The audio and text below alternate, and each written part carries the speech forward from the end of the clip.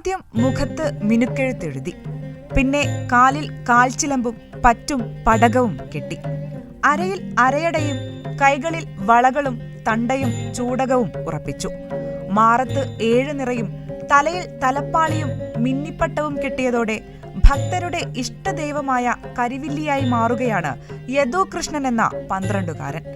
കക്കോടി ചെറുകുളം കളപ്പുരയ്ക്കൽ രജീഷിന്റെയും ശ്രുതിയുടെയും മകനായ യദുകൃഷ്ണന്റെ ആദ്യ ദൈവക്കോലത്തിലെ അരങ്ങേറ്റമാണ് കോഴിക്കോട് താഴത്തുംകാവ് ഭഗവതി ക്ഷേത്രത്തിൽ നടന്നത്. ഇപ്പോഴത്തെ തലമുറയിൽ ആരും അങ്ങനെ ഈ ഫീൽഡിലേക്ക് കടന്നു വരുന്നില്ല. പക്ഷെ എന്റെ മോന് ഭയങ്കര ആഗ്രഹം. ഞാനും ചെറുപ്പം മുതലേ അമ്മത്തിനൊക്കെ പഠിച്ചാണ്. അപ്പൊ അവനും ഭയങ്കര താല്പര്യം.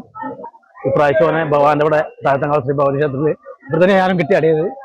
അതോനും കെട്ടിയടിക്കുന്നത് കൊലോന്റെ ആണ് ഞാൻ ഇപ്പൊ കെട്ടിയത്. അടുത്തത് കരിവില്ലിനാണ്. കരിവില്ലിന്റെ കൂടെ ഇപ്പൊ അവരുടെ കൂടെ കെട്ടുന്നത് മനോജ് എന്ന പ്രശസ്ത തെയ്യ കലാകാരനാണ്. തകല് വിദ്യാനാണ്. ആശാനപ്പനാണ് ഇപ്പൊ കെട്ടുന്നത്.